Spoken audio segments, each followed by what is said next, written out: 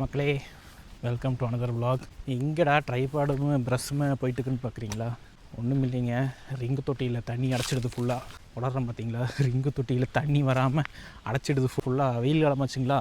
ரெண்டு விஷயம், ஒன்று பாசம் ஏறி எப்பவும் அடைக்கி, இல்லைன்னா உப்பு ஏறி மோட்டரோட ஃபுட்பால் அடைச்சிக்குங்க. இன்றைக்கி வந்து செகண்ட் கேஸு, உப்பு ஏறி அடைச்சிடுது. யாரும் ஹெல்ப்புக்கு இல்லை. அதனால் நானே கடவுள் மேலே பாரத்தை போட்டு உள்ளே இறங்கி ஒரு கிண்ட வேண்டியது தான் கிளம்பி போயிட்டுருக்கிறேன். சாயங்காலம் நேரம் ஆகிடுதுங்க. இல்லைங்க, ஒரு சப்ளைனுக்கு நார்மலாக விட்டோம்னா அரை மணி நேரம் ஓட வேண்டியது 1.25 மணி நேரம் ஓடுதுங்க. மொத்தமாக அடைக்கல, முக்கால்வாசி அடைச்சிடுது. அதனால் போய் எடுத்துடுவோம். உள்ளே இறங்குறது கொஞ்சம் ரிஸ்க்கான வேலை தானுங்க. படி கம்பி எல்லாம் வந்து ஒரு மாதிரி தண்ணிக்குள்ளேயே இருக்கிறனால மேலே பிளாஸ்டிக்கு உள்ள டிஎம்டி கம்பிங்க. ஏன் வந்து துருப்பிடிச்சி போயிருந்ததுன்னா இது போய் கிடக்கு தெரியாது. உடைய வரைக்கும் நம்மளுக்கு ஒவ்வொரு காலையும் பார்த்து வைக்கணும். இதாங்க தொட்டி, 8 ரிங்கு, கிட்டத்தட்ட 12-13 அடி ஆளுங்க. பார்த்திங்கன்னா தெரியுங்க, தெரியுதுங்களா? அதுதான் ஃபுட்பாலு. இது கை கொண்டார் இங்கே இருக்குது பார்த்தீங்களா? அதுதான் ஃபுட்பால். அந்த ஓட்டையாக தெரியறதில்ல, தண்ணி போகணும். இப்போ இப்படி இருக்குதுங்களா? சுரண்டி விட்டுட்டு வந்து எப்படி ஆகுதுன்னு பாருங்க. ஃபுல்லாக உப்புங்க. ஆள் விட்டு இது எல்லாம் க்ளீன் பண்ணலாம். உள்ளுக்கிறதால உப்பு இருக்கிறதால கிட்டத்தட்ட ஒரு 3/4 அடி கிட்ட மண்ணாட்டு நிற்கிதுங்க கீழே. போர்லேருந்து வர உப்புகள்லாம் அதெல்லாம் ஆள் விட்டு வலிச்சு போடலான்னு பார்த்தா ஒரு தொட்டிக்கு 20,000 ஆக மாட்டேங்குது. அதனால் அடிக்க வரைக்கும் அடிக்கிட்டுன்னு அப்படியே ஓடிட்டு இருக்குதுங்க. எப்போ கழுத்துக்கு வெள்ளம் வருது, கழுத்துக்கு மேலே வெள்ளம் போகிற அன்றைக்கி பார்த்துக்கலாம். இந்த ஏரியாவில் கேமரா செட் பண்ணுறது ரொம்ப கஷ்டமாக இருக்குது. ஃபோனில் வேறு இந்த மைக்கோட அடாப்டர் ஹாலிலேண்டோட குத்திக்கிறேன்.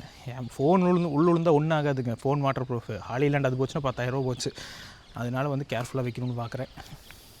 இந்த தொட்டி கழுவும் ஆப்ரேஷனுக்கு பார்த்திங்கன்னா 2 ஐட்டம் தான் எடுத்துகிட்டு வந்திருக்கிறேன். ஒன்று இந்த ஸ்டீல் ப்ரஷ்ஷு, இன்னொன்று திருப்பிலி. இது நான் விற்ற இறங்குறேன். ஆண்டவா முருகா காப்பாற்றிக்கோ. இது எதுக்கு பேக்கெட்டில் வச்சுக்கலாம். பேக்கெட்டில் வைக்கிறதுக்கும் பயமாக இருக்குது. என்ன பண்ணுறது? மோட்டர்கிட்ட போட்டுடலாங்கிறீங்களா? ஆமாம். நம்ம இது எங்கேயாவது உடஞ்சி கீழே விழுந்த மாதிரி இன்கேஸ் ஒரு சேஃப்டிக்கு எங்கேயாவது படாத பக்கத்தில் ஏற்றிடுதுன்னு வைங்க, அவ்வளோதான் அப்புறம் போச்சு. ஓகே, பர்ஃபெக்டாக மோட்டர்கிட்ட லேண்ட் ஆகிடுது. இது மிதக்கும்னு நினைக்கிறேன். ஆமாம், கரெக்டாக ஸ்டீல் ப்ரஷ் வந்து மிதக்குதுங்க. சரி, ஓகே, நல்லா அமுத்தி பார்த்துக்கணும். மீன் வைங்க, சோழியை போ. நல்லா 100 கிலோ பாடி. அந்த அம்மே ஒவ்வொரு ஸ்டெப்லேயுமே நின்று தான் இறங்குறனுங்க. வெயிட்டு ஓகே, ஸ்ட்ராங்காக தான் இருக்குது. தண்ணி தான் கொஞ்சம் அதிகமாக இருக்க மாட்டேக்குதா? ஆஃப் பண்ணால் வந்துட்டுனே டிடி சுவிட்சை மறுபடியும் மேலே வரும். கொஞ்சம் தண்ணியும் எடுத்து காலி பண்ணால் தண்ணுங்க. அது தண்ணி நிறைய இருக்கிற மாதிரி இருக்குது. பாருங்க, இந்த நாசிலில் வந்து இதுலேயே ப்ரெஷரே இல்லை. குப்பு நடக்கணும். இனி ஒரு சப்ளைன் தான் போகுதுங்க, பக்கத்துலேயே தான் போகுது. அதுக்கே ப்ரெஷர் இல்லை, ஃபுல்லாக அடைச்சிடுதுங்க. இதில் தண்ணி ஓடுதுங்க. தண்ணி எடுத்து விட்டு கொஞ்சம் ரிங்கு குறையணும். ஒரு ரிங் கிட்ட இருக்குது தண்ணி. ஒரு அரை ரிங்காட்டம் அந்த சட்டி மட்டும் வெளியே தெரிஞ்சால் நல்லா கழுவ இருக்குதாங்க. இல்லைன்னா தேய்க்க எல்லாம் கலங்கிக்க அந்த இடமே. நம்ம கண்ணு தெரியாதுங்க. இல்லைன்னா இருட்டு மாதிரி ஆகிட்டு இருக்குது. சீக்கிரமாக தண்ணி வெளியே போயிடுதுன்னா முடிச்சுட்டு உள்ள இறங்கி தேய்ச்சி விட்டுடலாமுங்க. தண்ணி போயிட்டுருக்கட்டுங்க. அதுக்குள்ளே ஒரு சின்ன சீரியஸான டாக் பேசலான்னு நினச்சேன். இன்னுன்னா இந்த ஈரான் வார் போயிட்டுருக்குது பார்த்தீங்களா? எவன் நல்லவன் எவன் கெட்டவனே ஒன்றுமே கணிக்கவே முடியலைங்க. எக்ஸப்ட் முஸ்லீம்ஸ் வந்து அவங்களோட நாடு, அவங்களோட இடம், அவங்களோட மதம், சரிங்களா? அவங்களோட விருப்பம், அவங்க எப்படியோ வாழ்ந்துட்டு போகிறாங்க. இந்த அமெரிக்காக்காரனுக்கு என்னங்க போகுது?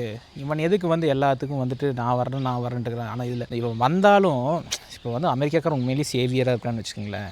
ஈரான் பின்னாடி யாருமே இல்லாமல் இருக்கணும். ஈரான் பின்னாடி சைனா இருக்குது, சைனா கூட ரஷ்யா இருக்குது, கூட நார்த் கொரியாக்காரன் நானும் வர்றேன் வாங்க அங்கிள் விளையாடலாம் அப்படி மீமெல்லாம் போடுறாக்குங்க. அந்த மாதிரி இருக்கும்போது இவனுங்க எதுக்கு போயிட்டு உள்ளே குதிச்சுக்கிட்டு ஏதோ வேர்ல்டு வார் அளவுக்கு போயிட மாட்டேங்குதுங்க. போக பார்த்தா என்ன சொல்கிறதுனே தெரியலிங்க. வெனிசுவேலாவில் போய் ஆயில் இது எல்லாத்தையும் கைப்பற்றுனா சரி, அந்த நாட்டில் இருக்கிற அதிபர் என்ன பண்ணா நாடு கடத்தி கூட்டிகிட்டு போனான். இங்கே ஈரானில் நாடு கடத்தி கூட்டிகிட்டு போக முடியாதுன்னு சொன்னோன்னே 40 பேருங்கோ, 1-2 இல்லை 40 பேர் டாப் அஃபீஷியல்ஸ். இப்போ நம்ம நாட்டில் மோடி கவர்மெண்ட் இருக்குதுன்னா மோடியோட கூட்டாளிகள், அதாவது கேபினெட் மினிஸ்ட்ரியே கூடும் தெரியுங்களா? இந்த ஏதாவது போர் வந்தால் கூடுறாங்க பார்த்தீங்களா? அந்த மாதிரி ஒரு கேபினெட் மினிஸ்ட்ரி ஒரு இடத்துல வந்துட்டு திடீர்னு குண்டை போட்டு எல்லாத்தையும் கொண்டா எப்படி இருக்குது? அதுவும் வந்து ஒரு ஸ்கூலில் 150 பெண் குழந்தைகள் படிக்கிற ஸ்கூலில் போய் குண்டை போட்டுருக்குறானுங்க. பெண் விடுதலைக்காக அமெரிக்கா நிற்குதுன்னு சொல்கிறான். ஆனால் அதே பெண் குழந்தைகள் 150 பேர்த்து கொள்றதுக்காக குண்டும் போட்டிருக்கிறான். இதெல்லாம் எவ்வளோ பெரிய ஹிப்போக்ரஸின்னு சொல்லுங்கள். முதல்ல என்ன சொன்னானுங்க, ரெஜிம் சேஞ்சுன்னானுங்க. சரி, இருக்கிற தலையில் போட்டு தள்ளிட்டேன். அடுத்ததால யார் வந்துருக்குது இப்போது? அவரோட கம்யூனியோட பையன் மோஜ்டாபான்னு ஒருத்தர் வந்திருக்கிறாரு. சரி, மோஜ்டாபா வந்துட்டார், அவர் சரணடைஞ்சாரா? இல்லை. இப்போ என்னங்கிறீங்க, எனக்கு அந்த ஆயில் ரிஃபைனரி எல்லாம் வேணும், ஆயில் ரிஃபைனரி வந்து தீவிரவாதி கிட்ட போய் மாட்டிக்கூடாது, அதனால நான் வந்து குண்டு போடுறேன் அப்படிங்கிறீங்க. அப்போ அல்டிமேட்டாக வந்து உனக்கு ஆயில் வேணும்னா நீ என்ன வேணாலும் சொல்லுவேன். எப்படி ஈராக்கை வந்து சதாம் ஹுசேன் எப்படி அணுகுண்டு வச்சுக்கிறான்னு ஓட்டு தள்ளிட்டு கடைசியில் 1 மில்லியன் சொன்னியோ, அதே மாதிரி உனக்கு இப்போ ஆயில் கண்ட்ரோல் வேணும் உலகத்தில். ஏன்னா சைனா வந்து ஆப்போசிட்டுன்னு நீ சொல்கிற. உனக்கு சைனா எங்கேருந்து ஆயில் வாங்குது? அவனோட அடிவயத்தில் கை வைக்கிற மாதிரி நீ போய் அவனோட ஈரானோட சோர்ஸ் மொத்தத்தையும் ஆக்கிரமிக்கிற. உங்கள்கிட்ட மிலிட்ரி பவர் இருக்குதுங்கிறதுக்காக இவன் போய் ஆக்கிரமிக்கிறானுங்க. அப்படி இருக்கும்போது சைனாக்காரன் கொஞ்சம் மூக்கு வேர்த்து இவன் என்னடா இவன் நம்ம ஊரில் வந்துட்டு நம்ம பக்கத்து ஊரில் வந்துட்டு அங்கிருந்து இங்கே வந்து அடிச்சுட்டு இருக்கிற வேலைப்பாட்டு போடான்னு உள்ள வச்சானே என்ன ஆகுது நினச்சி தான் பாருங்களேன். எதை நோக்கி போகுதுன்னே தெரியலீங்க வாழ்க்கை. கொரோனா வந்தது, ஐடி விட்டு வந்ததுக்கப்புறம் இப்போ ஏஐ வந்துடுது. நீங்கள் அடுத்து எல்லாத்துக்கும் வேலை இழப்பாக மாட்டேங்குது. இந்தியாவிலேயே ஐடி தான் வந்து இருக்கிறதுலே அதிகபட்சமான அந்நிய செலாவணியை வந்து நமக்கு ஈட்டி தருது. அப்பேற்பட்ட ஐடி துறையே முடிச்சு போட்டானுங்க. மேனுஃபேக்சரிங்கு சிவில் இது மட்டும்தான் இருக்குது. இதுவும் வந்துட்டு இல்லை பெட்ரோல் விலை ஏறிச்சுன்னா திடீர்னு 200 ரூபாய்க்கு போயிட மாட்டேங்குதுங்க போகிற போக்கு பார்த்தா. இதில் பத்தாவதுக்கு ரஷ்யாக்காரங்கட்டி நம்ம வாங்கக்கூடாதுன்னு இவன் சட்டம் போட்டுக்கிட்டு இருக்கிறான். போன வாரத்தில் இப்போ 2 நாளைக்கு முன்னாடி பீக் ஆஃப் வார் அங்கே ஈரானுக்கும் யூஎஸ்க்கு நடந்துட்டு இருக்கிறப்ப இந்தியாவுக்குள்ளே வந்துட்டு அமெரிக்காக்கார நம்ம நியூ டெல்லியில் வந்து நின்றுட்டு 20 வருஷத்துக்கு முன்னாடி சைனாவை எப்படி நான் வளர விட்டோன்னா அந்த மாதிரி இன்றைக்கி வந்து இந்தியாவை நாங்கள் வளரக்கூட மாட்டேன்னு நம்ம ஊருக்குள்ளே வந்து நம்மகிட்டே சொல்லிட்டு போகிறேன். But again, India should understand that we're not going to make the same mistakes with India that we made with China 20 years ago in terms of saying, be able to develop all these markets, and then the next thing we know, you're beating us in a lot of commercial things. We're going to make sure that whatever we do, it's fair to our people. நம்மளால இங்கெல்லாம் சைடில் உட்காந்து கைதட்டி சிரிச்சுட்டு இருக்கிறாங்க. சரி, maybe அவங்க இமீடியட்டாக அங்கே ஒன்றும் ரெஸ்பாண்டு பண்ணி எப்படி சொல்கிறேன்னு காலர் பிடிக்க முடியாதுன்னு வைங்க. பட் என்னதான் இருந்தாலுமே அவன் அமெரிக்காக்காரன் நடந்துக்கிறது சரியே இல்லைங்கோ. எப்ஸ்டீன் ஃபைல்ஸ்லாம் என்ன யோக்கியமாக நடந்துக்கிட்டானுங்க, சாத்தானிசம்ங்கிறானுங்க. இஸ்ரேல்காரன் வந்து இதெல்லாம் வந்து கமெண்ட் பண்ணுற மாதிரியே இல்லைங்க. போய் வந்து ஏதோ நம்ம ஊரில் தமிழ்நாடு, கர்நாடகா, கேரளா நம்மளுக்குள்ள 1000 ஜெண்டை இருந்தாலுமே ஒரு நியாய தர்மத்தோடு வாழ்ந்துட்டு இருக்கோம். நம்ம ஊரில் குடி சாராயத்தை வச்சு மக்கள் வந்து செத்தாலுமே இந்த மாதிரி அநியாயமாக பக்கத்து ஊர்க்காரனை போய் நம்ம அடிச்செல்லாம் நம்மளும் பிழைக்கிறது இல்லைங்க. அடுத்த வயதில் என்றைக்கும் நம்ம இந்தியர்கள் கை வைக்க மாட்டோம். நம்மளோட மதமே அப்படித்தான். முஸ்லீம்ஸுமே வைக்க மாட்டாங்க. அவன் உண்டு அவன் வேலையை உண்டு. இவனு தேவையெல்லாம் போய் சொரிஞ்சு அமெரிக்காக்காரன் எல்லாத்தையும் டெரரிஸ்ட் ஆக்கி விட்டுட்டுக்கிறான். அவன் வந்து மீடியாவில் இவன் கண்ட்ரோலில் இருக்கிறனால அவன் டெரரிஸ்ட்டுன்னு ஒரே வார்த்தையில் முடிச்சிடறான். டெரரிஸ்ட்டோட வாய்ஸ் வந்து வெளியே வராது. ஏன்னா அந்த ஊரில் இன்டர்நெட்டும் கிடையாது, டிவியும் கிடையாது, ஒரு போய் பேட்டி எடுக்கவும் முடியாது. எப்படின்னு பாருங்க. எப்போவுமே மக்களே நம்ம வந்து மோட்டர் வந்து கரண்ட் வந்து ஸ்டார்ட் ஆகி மோட்டர் ரொட்டேஷனில் இல்லைனாலுமே டிடி சுவிட்சுன்னு சொல்கிறோம் பார்த்தீங்களா, டிஸ்கனெக்ட் பண்ணிடுவாங்க. இல்லைன்னா பீஸ் கட்டி இப்படி வச்சுட்டு உள்ளே இறங்குவோம். ஏன்னா ஒரு சில டைம் வந்து மோட்டரோட பாடியில் வந்து கரண்ட் வருங்க. தெரியாமல் போய் விழுந்தோம்னா அப்புறம் அன்னியன் படத்தில் வர தவக்கலை ஏற்ற ஆயிடுவோம். ரொம்ப கேர்ஃபுல்லாக வேலை செய்யணும். அப்படியே எப்பா பாருங்க எவ்வளோ தூரம் கீழே போகுதுண்ணா. இந்த இடத்துல குழியா உப்பு சரியான உப்பு இருக்குதுங்க உள்ள. எவ்வளோ தூரத்துக்கு இருக்குது உப்பு. இதனாலேயே மோட்டர் அடப்பட்டு போகும். பாசி உப்பு இது ரெண்டும் தான் அதிகம்.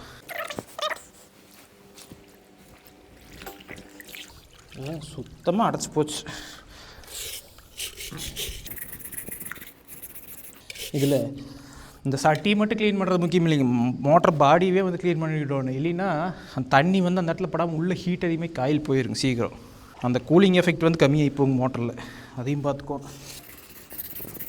தெரிஞ்ச ஒரு வருஷமே இருக்குங்க இது கழுவி விட்டு. நான் தான் கடைசி இறங்கி கழுவுனேன். அப்பா இல்லாமல் பிரைவாக இருந்தால்.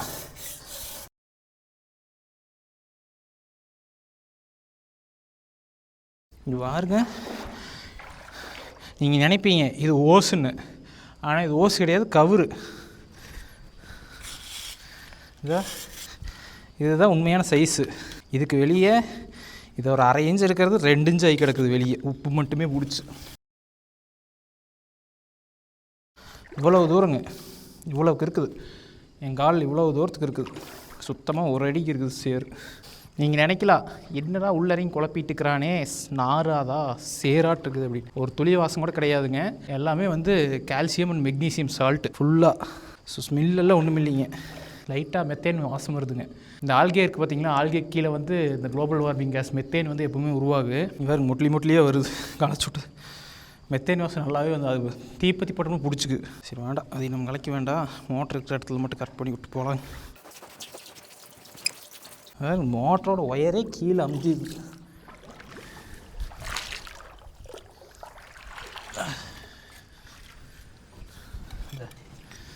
மட்டைக்கட்டையெல்லாம் கிடக்குது உள்ள. அதாவது மேலே முடிச்சு தூக்கி போட்டலாம்.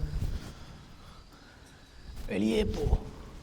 சரிங்க மக்களே, மேலே ஏறி அதுக்கு முன்னாடி மோட்டர் இறக்கி வைக்கணும். இல்லை தண்ணி எடுக்காதுங்க ஃபுல்லாக. எவ்வளோண்டு தெரியுற பாருங்க. நானே மேலேருந்து பார்க்குற தொட்டி குட்டியோண்டு தெரியுது. உள்ளே வந்தால் பிரம்மாண்டமாக இருக்குது. நானே சின்ன பொடியாக நாட்டு தெரியும்னு நினைக்கிறது தொட்டிக்கு.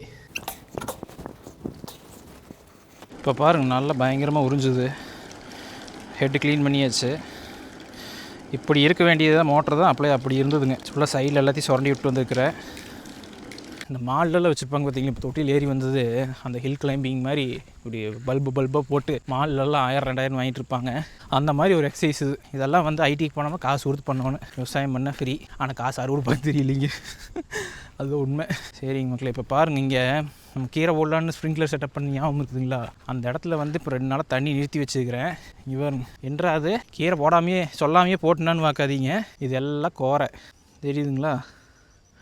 பூரா கோரை. தண்ணி விட்டாட மட்டும் எப்படி ஆகிக்குதுன்னு பாருங்க. இது எல்லாத்தையும் நீ மம்முட்டி வச்சு கொத்தி எல்லாத்தையும் தூக்கி போட்டு அதுக்கப்புறம் விதையை போட்டு கீறி விடணுங்க. இதுக்காக தான் வந்து இத்தனை நாளாக வந்து கை வைக்காமல் இருந்தேன்னா கீழே வந்து அத்தனை விதை இருக்குன்னு தெரியும் நமக்கு. இதெல்லாம் முளைச்சி வந்ததுக்கப்புறம் கொத்திட்டுங்க, அப்புறம் போடலான்னு தான் வெயிட்டிங் இத்தனை நாளாக. இப்படி இந்த வாரத்துக்குள்ளே இந்த ஏரியாவை ரெடி பண்ணிட்டுங்க. அடுத்தடுத்து நீ வெங்கட்ராமா லேடிஸ் ஃபிங்கர், அது பேர் என்னங்க?